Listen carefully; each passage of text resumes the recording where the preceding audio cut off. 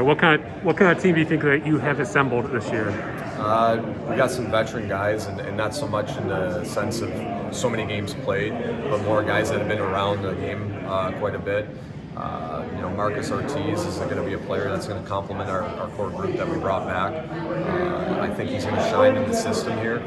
He played in certain other teams, which it's not to take away from what was implemented there. It's just I see him in a different role here, and it's just about getting these 19 individuals to compete for each other. Taylor mentioned the loyalty that you've shown players.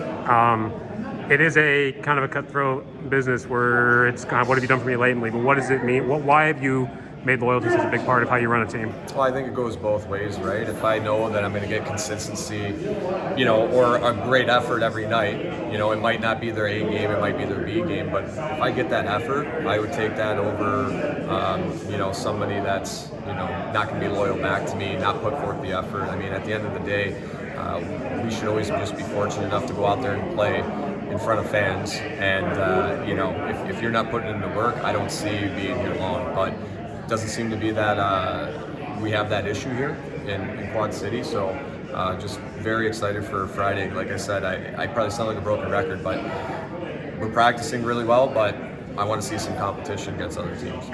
600-ish days without hockey. I mean, that's got to be the longest time for you without being around organized hockey since you were probably like 4. How much did you miss it? To put it in perspective, it was the first time I lived in one location for over a year since I was 15 years old. And kind of alluding to that is I had my family to fall back on, right, which probably helped with me, mentally, not trying to get in my head so much. I could only imagine what these players were going through that weren't lucky enough to get on a team to play for the season. Wondering what if, am I going to get a job the following season?